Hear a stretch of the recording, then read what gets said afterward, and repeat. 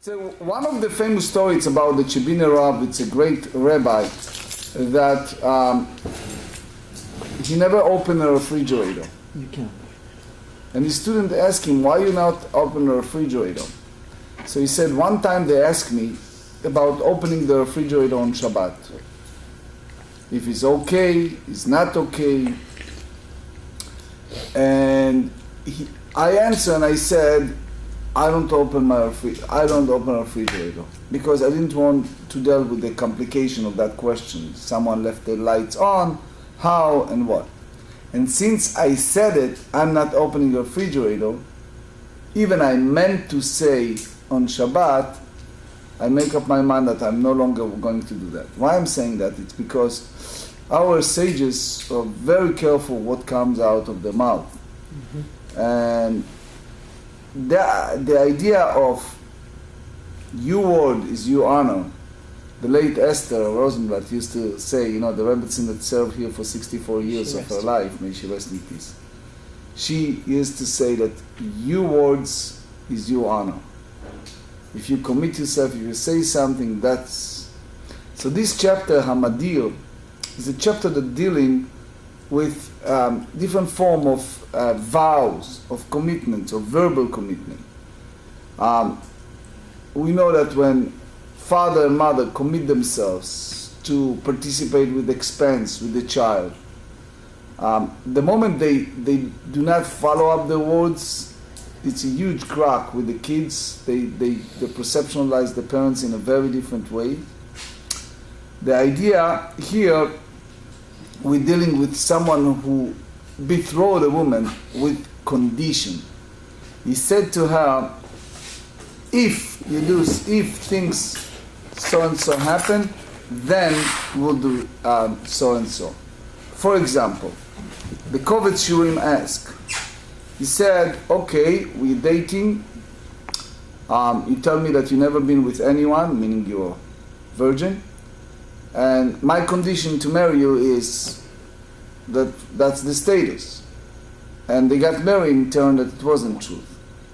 You discover later on. Does that mean that the marriage is not in effect? It's not, or it is, it's a question.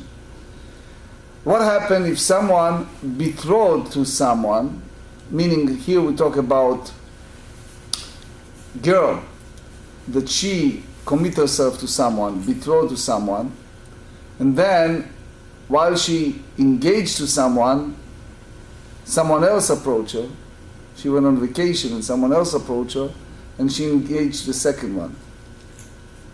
Right? So what do? Do you go by the first, by the second? How? How you treated cases of mi'un. Mi'un, let's refresh our memory. You have a minor girl that lost her father, and her mother or the oldest brother married her to someone. And she's now married as a minor, but she has the right, when she turned to an age of maturity, but mitzvah's age, to say, I'm not interested in living with this man, and she can be out of marriage without get. How do you exercise that commitment when it's come to a verbal expression?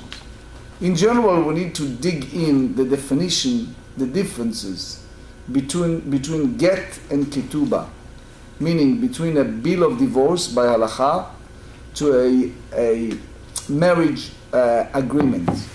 What's the real difference between getting in and getting out? The havdil, no comparison, is like you're sitting in a banker and he said, okay, if you invest certain amount of money now, this is what we're going to give you in X amount of years, and you have a certain gates to be out, right? And if you live in such and such year or such and such condition, and if you're breaking up, this is the condition, and this is the interest you're going to get in a certain period of time, and this is the interest you're going to get in different times. Here we talk about two separate contracts. One is a contract of betrothed, of marriage, commitment between husband and wife. The other one is the bill of separation, the bill of divorce. Next, very painful question that Rabbi Feinstein deal with, and we're going to deal with this at least in part, times allow. how you treated the reform weddings, reform marriage. As you know, by halacha, we required by Orthodox to have a kosher Ketubah, which means the Ketubah that is written in Aramaic, that is followed the restriction of the code of the sages. And you need to have 2 kosher witnesses, which means you need to have 2 Shomrei Shabbat observant, Eidim, that also are not by any means relatives of neither one of the bride and the groom. You need to have a ring that it's not given by the grandmother of the bride or the groom, right? But ring that the groom purchased independently, separately. That ring needs to be shaveh pruta, meaning it needs to have some values. Can't give a ring for $5 you buy in the mall, right? Bring a receipt. Yes, and you need to do other things. You need to have certain procedure, decorum of the marriage to be valid. So what do you do if couple married by non-Orthodox, especially when it's come to the definition of mamzerut with the kids, with the issue of children, especially if it was a divorce took place and a second marriage, all by non-Orthodoxy. How you treated Kiddushei Katan? If a minor boy, let's say he's 12 years old, and he have a relation with a woman, and as you know, we studied in Kiddushin that one of the 3 ways to marry is to have a cohabitation, and especially, let's say, if it's a girl in school, she was virgin, and he have relation with her. He was 12, she was, let's say, whatever, 15 or whatever the age, right? Is that considering a matter of marriage or not? By halacha.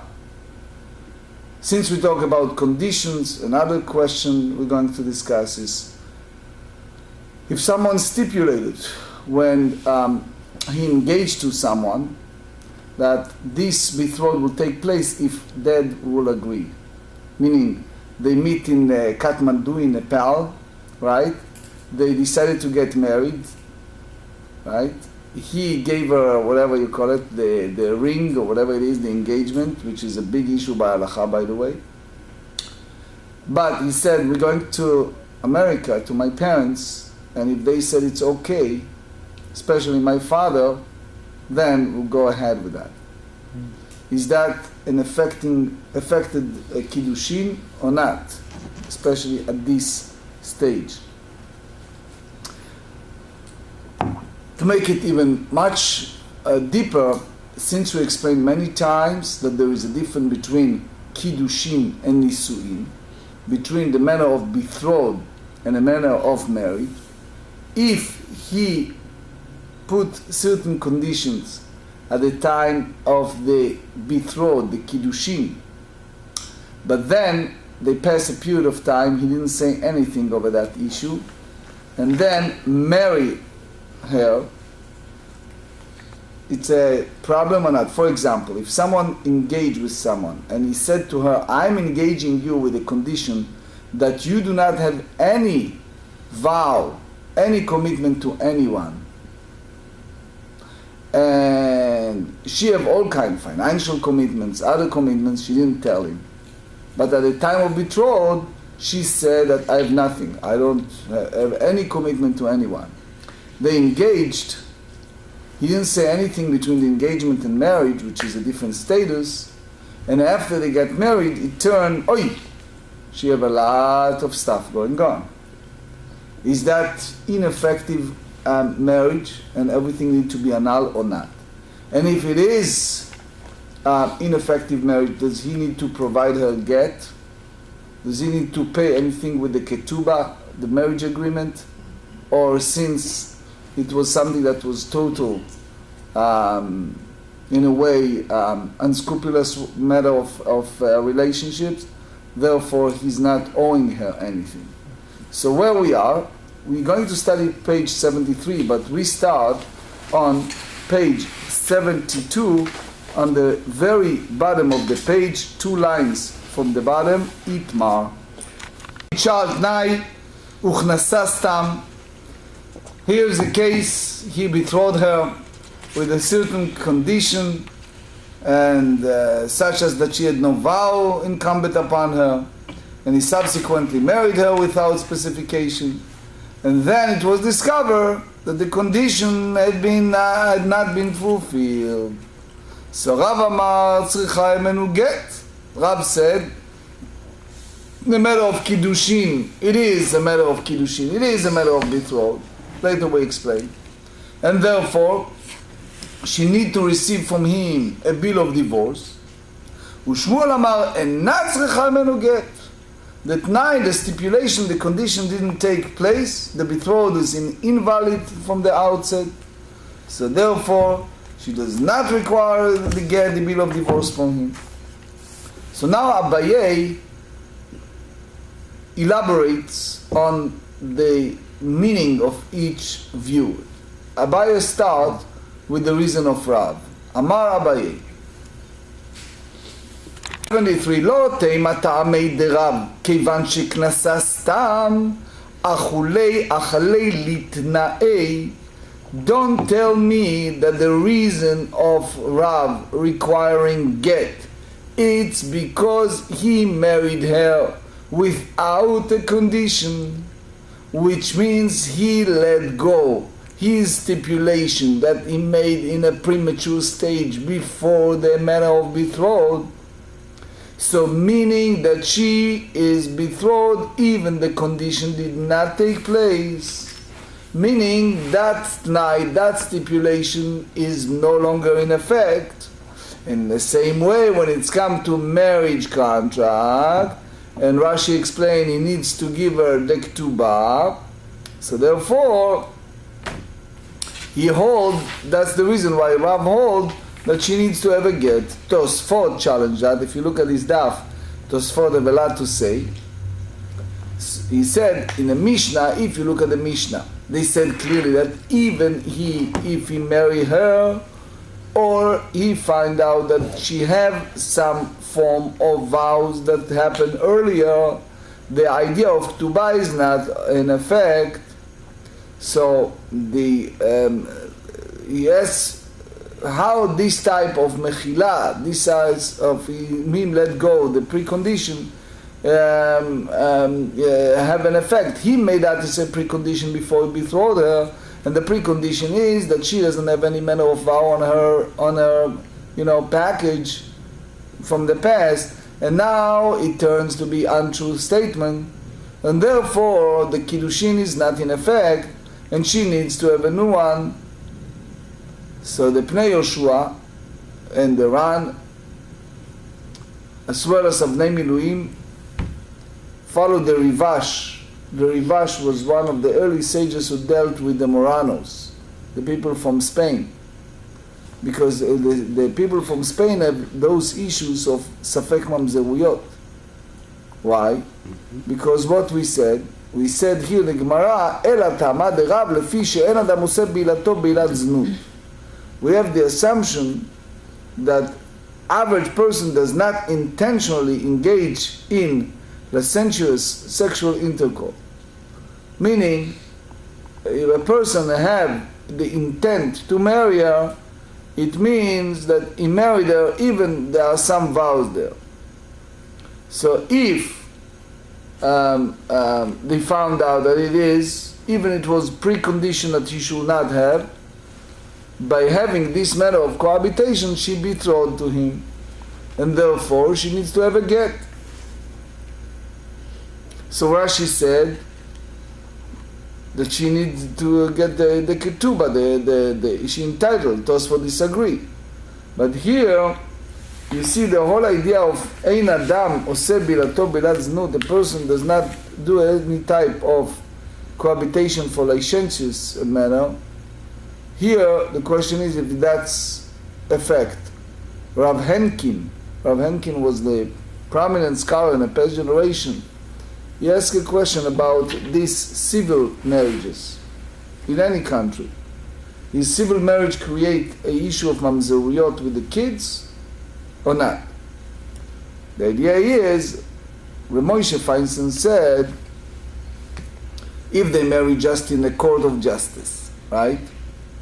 So he hold, look, only God-fearing person have this concern. But people like that, guess what? They don't care for anything. And Moshe Feinstein said further that the reform marriages are not valid, and since they're not valid, you don't have the issue of mamzerut, at least on the surface. Now, the big question is, the Kovetz Shurim have a discussion. So he needs to pay her the money, commit himself in a Ketubah or not? So the idea is, if he made it a precondition that if there are vows on her, he doesn't want to marry her, therefore he doesn't need to pay the Ketubah commitment. Because the whole idea is that it's in a way marriage of fraud.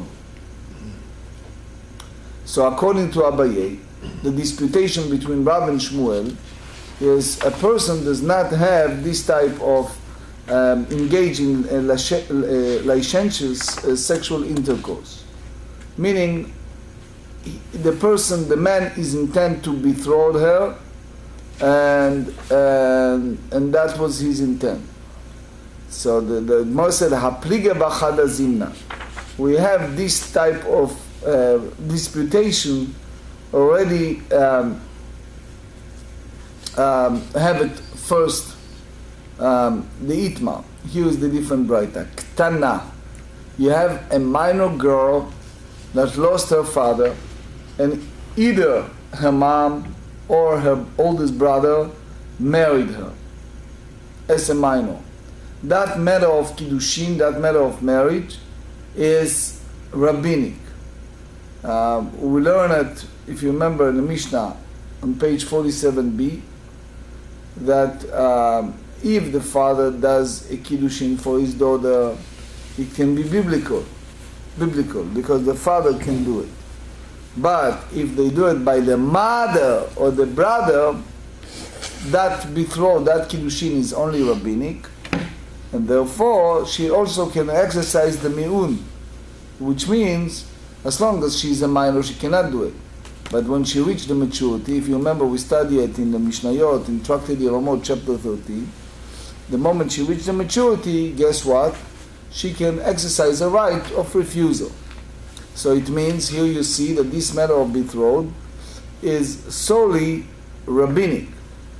So he said, Ktana shelo mi'ana, which means she did not exercise refusal when she was a minor, ve'igdila, which means they married and they have relations, and then she come in and she said, I'm exercising my right of refusal, I want to be out of marriage. So he said, Ve'amda v'niset, and then after that she went out of that marriage and married another man without receiving get from the husband. רב אמר אין צריכה גט משני, ושמואל אמר צריכה גט משני. So רב אמר אין צריכה גט משני, ושמואל אמר צריכה גט משני. So here is the core question: if the kiddushin, the marriage, is ineffective, not effective, what do you think? What's the difference between Rav and Shmuel? Rav hold, no, help me. What do you think? Well, one holds that that you have to give a get, that the second husband has to give her a get, and the other one holds that the second husband does not. The theory, I guess, being is that one holds that the first marriage, since she was still, essentially never got a get from the first marriage, the second marriage was never actually even a legitimate marriage, therefore a get's not required. The other one holds that even though she didn't get a get from the first marriage, she still got married. The act of marriage is a legitimate marriage, but she has to get a get because she can't remain married because she's already married to someone else. Yep. So based on the Rashi in Tractate Daf 52, the big question is if it's a biblical marriage or not. Meaning, if you tell me that the first one she married by the biblical term, so therefore the moment she married to one, it's over. No one else can marry her. But if you tell me that the marriage of the first one is not biblical, it's only rabbinic, and therefore she is, biblically speaking, not a married woman, because the betrothed is only by the rabbis, so the second one has tfisat kiddushin, has a manner of marriage by the biblical term, and therefore she needs a get. So here you see a equivalent disputation in both cases, and the question is, why do you need it twice? Tzricha. You need both disputation. The itmar behedya, that if it states only in a case of a minor who did not refuse, be'aika marav mishum delay katna'a, because it wasn't precondition. Everyone knows that the betrothed of the minor is meaningless. Aval beha, the ikatna'a, that it was a stipulation in time of the kiddushin, heima model Shmuel, with the assumption that she have no commitment vows, v'itmar be'a, which means that he betrothed her with condition and then he married her in general. Be'a kamar Shmuel aval be'a, heima model Rav, that because there's no t'nai, there's no conditions, then kiddushei ktana is meaningless. Utzricha. So Rav hold that he live with her right now, so therefore you have a new kiddushim chadashim, which Shmuel hold that he live with her now, so it means that that's an old manner of betrothed and it's just continuation.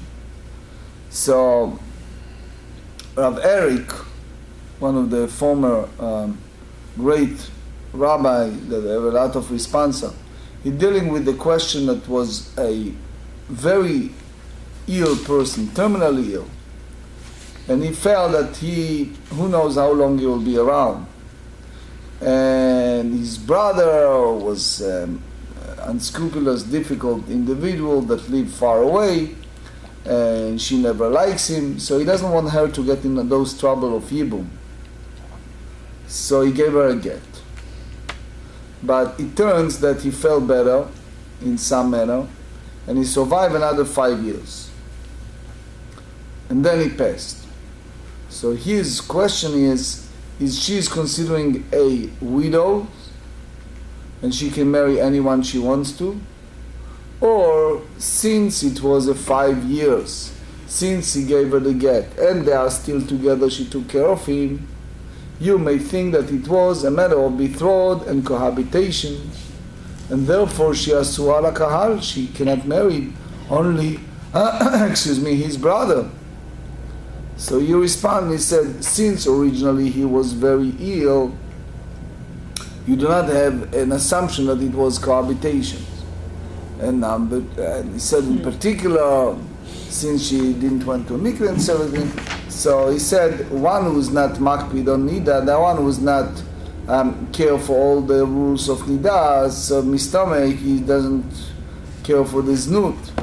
So therefore she can go out and marry without yibum or chalitza because of that situation. But again, we said many times, with these complicated halachic questions, we need to ask a prominent posek prominent rabbi before we make these type of decisions. So what we see so far, that Shmuel said that she doesn't need a get. If someone he's married her and without specification, and it was discovered that vows were incumbent upon her, she may be divorced without receiving a payment for her marriage contract. Ketubah hu delo mi bayalei, Hagita baya. You see here, okay, the marriage contract we understand is not receiving, but as far as the get, she does need to. My love kichal tnai uknasa stam. The last clause of the Mishnah is dealing with kiddushim al tnai, that he made this matter of betrothed with the stipulations. So now she anyway needs a get because the matter of the cohabitation was the purpose of betrothal. So he needs to give her the Ketubah because when it's come to money, he did not let go his precondition because his cohabitation with her was for the purpose of kiddushin, purpose of betrothal. Tshuvta di Shmuel. So here the Mishnah is a conclusive refutation of Shmuel's opinion. 73b. So the Gemara responded and said, Lo kidsha stam uchnasa stam. He betrothed her without specification, and he married her with no specification. So the Mishnah divided to two parts. So now we're going to explain the differentiation between get and ketubah, which is she received a get, she received the bill of divorce, but not the ketubah, Rashi said. So the Chavot Yair, one of the great past sages, asked a question: how about if there is a couple that came from far away, they live in a community, and they said that they're married, and they live together, and then it turns that they are not. They just live together in a sin. How are you treated? Is that considering Beilat Znut or not? Is she considering his wife or not? So I'm talking about halakha, not federal law. All right. Anyway, you have a discussion. Yes. If the cohabit is but sometimes they may have got married. They may not got married by a rabbi. They may have just got married. You missed the first part. You're not here. Yes, Gilbert. If they cohabit, it's like they married. Wait, I wish that it's not that simple. No. But I mean, it would seem to me men can cohabit with several women. Mm-hmm. So you're going to tell me that each of them is his wife? No, concubine. it would seem to me if he cohabited with someone that he should either be forced to give her either a ketubah or a get, one or the other. All right. So far you see. Okay. What I try to tell you is Chavot Yair deal with that. Anyway. Aval kichal tnai uchnasa stam, if he betrothed her with condition, and he married her without specifications, hachename de lo baya gita. She doesn't need a get. That's the view of Shmuel. Remember Shmuel said, if there's any fraud involved, no deal. Marriage was the marriage. Remember Shmuel was, by the rabbinic mindset, remember, the most humble, the highest, which means when you call in the Talmud someone rabbi or rab, Just by his name. he's lower. If you go by the first name, just the name is the highest level. Gadol meraban shmo. Anyway, adetane. That's the we learn the first part of the Mishnah. Mekadesh et haisha, al menat she'en alea nedarim, v'nimtzeu al nedarim ena mikudeshet. Remember what we studied? Someone betrothed a woman, and it was preconditioned that there's no vow is involved with her, and all of a sudden he discovered that things she was not truthful, and there are all kind of betrothed commitments. So if that happened before they got married, litnei, so knasastam, but if he married her without specification, and then it turns to be several vows, so she's not married. Litnei knasastam nimtzol nedarim nam kudeshet, v'kol sheken ha, and how much so here? So Gemara response said, hachinam kamar hamkadesh ta'isha mnat shel nedarim knasastam nimtzol nedarim nam kudeshet kichastam knasastam. So the Rashba and the Ritva said, guess what? Here you said that it's the idea that the condition is no specification. So she walked out without the marriage contract, that commitment. So the Nodabi Yehuda, based on this Tosfot, you see there's a lot of Tosfot here. You have a question of Tfisat Kiddushin. If the marriage have some validation. Why? Because as you know, Moshe Weisblum said in several of his responses that reform wedding as no any manner of betrothal. But it is not so simple. I meant we follow a Feinstein, but we said it so many times that each case need to be discussed. Why? Trace a situation that you have those witnesses that believe in God and they're not relatives and they men and somehow they came into that scenario. So how you treated that wedding, that matter of marriage? Well, plus the fact that we talk about is the act itself is a form of marriage. So I mean, you have to. And furthermore, if you look at the story with RCA recently with the Israelis, you make things even more harder. You know, with all those challenges over specific marriages of certain rabbis. Anyway, you now understand why the Israelis are so tough with this, because of all those concerns, especially the issue of mamzeruyot. Okay? Ketubah udelo baya, hagita baya. She doesn't need the ketubah, but she need the get. Why? Because it was a marriage without specification. Why he doesn't need to give her the ketubah? The Amar, because the husband said, if she be isha nadranit, I don't want to get married with someone who make all those vows. If that's the case, she doesn't need to get. So he said, Amar Rabba, tzricha get midivrehem.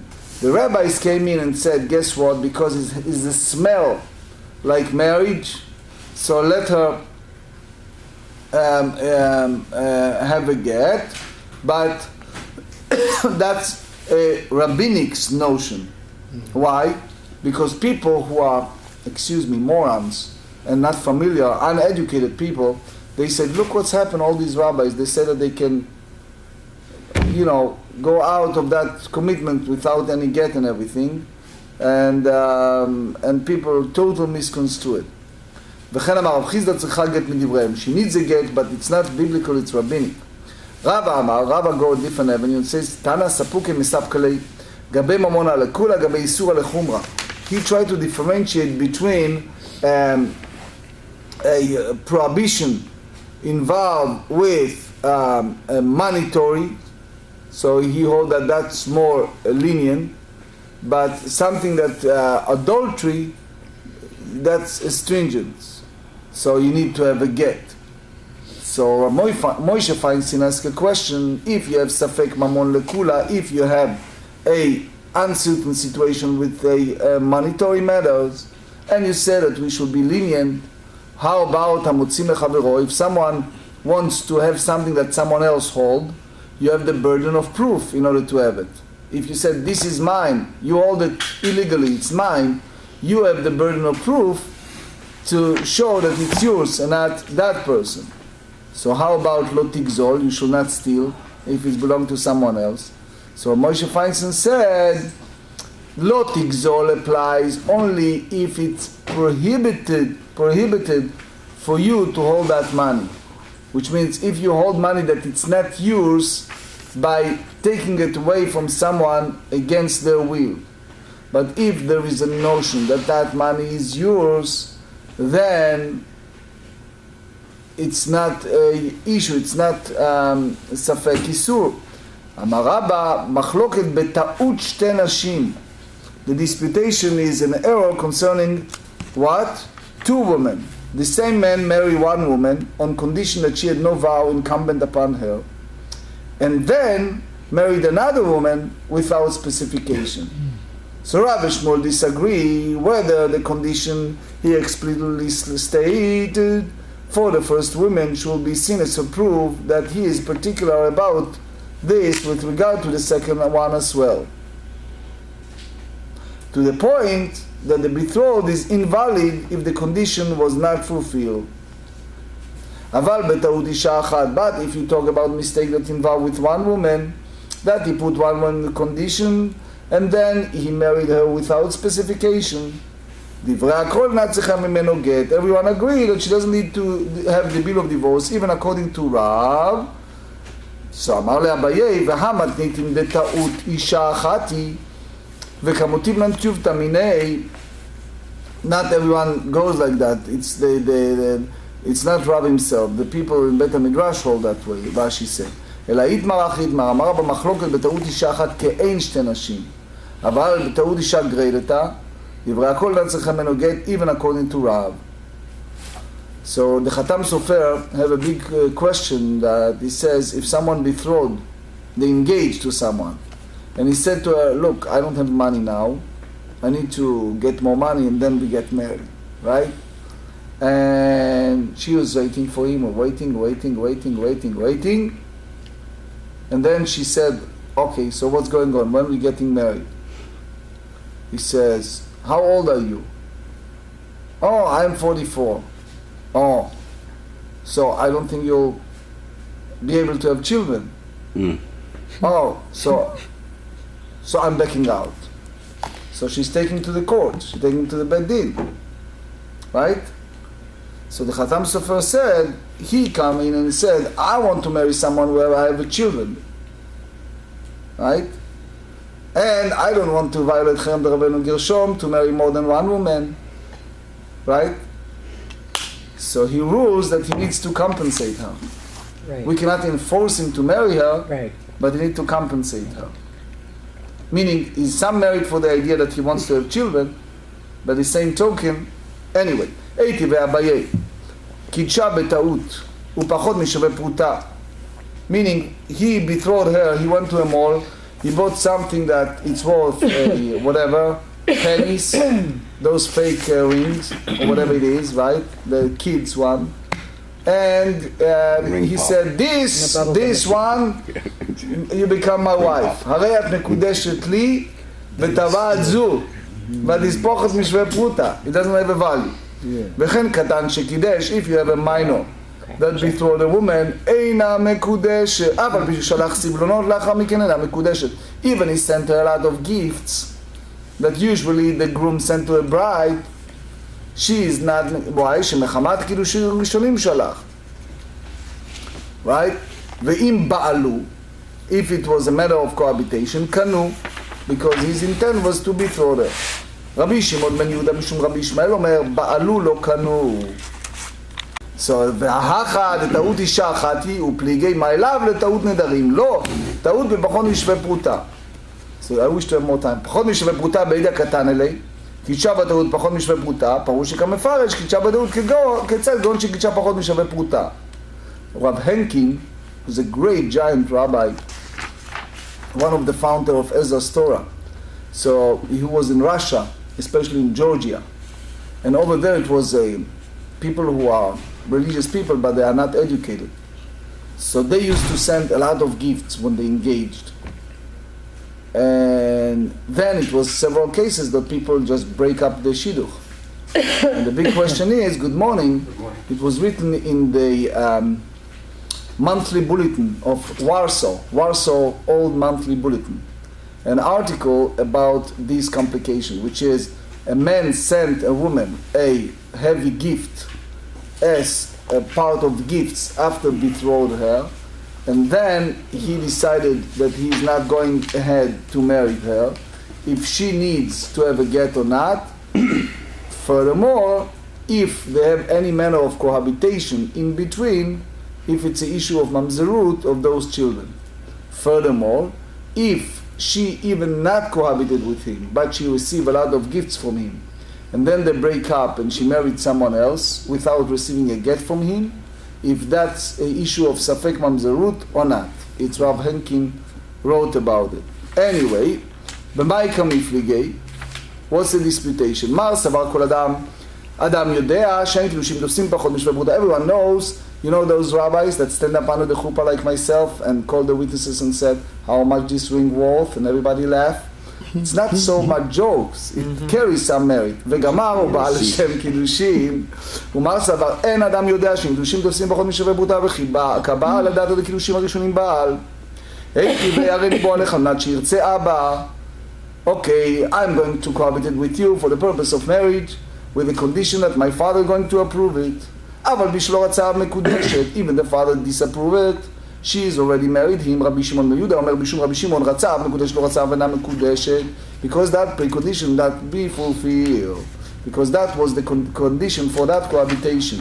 ואחא טעות אישה אחת היא, ופליגי, אדם באקא מפלגי, מר סבר על מנת שירצה אב, על מנת שישתוק אב, והשתיק לי, the father was אקוויאס, ומר סבר על מנת שיאמר אבא הן, והלא אמר אבא הן. So, here the key idea is that Rashi said Katan, when you have a betrothed of a minor, Rashi said Lav bar kichahu, is not in the age of making the matter of betrothed. And Rashi used the pasuk ki yikach ish, the man betrothed a woman and not a minor, velo katan. So the great Rav Lando, the Nodab Yehuda, asked a question on Rashi. There is a concept that's called da'at acheret makna. If you have a kinyan, for example, you give arbaat aminim, the 4 species. So the first day, if you give it to a minor, the issue is that katan koneh ve'eno makneh. He can have the matter of acquisition, but cannot transfer acquisition to others. So therefore, Nodab Yehuda said that's the reason Rav Ashi used the pasuk ki yikach ish, because you may think that da'at acheret makna. And you see here from this pasuk that no, a minor cannot take effect of acquisition of marriage.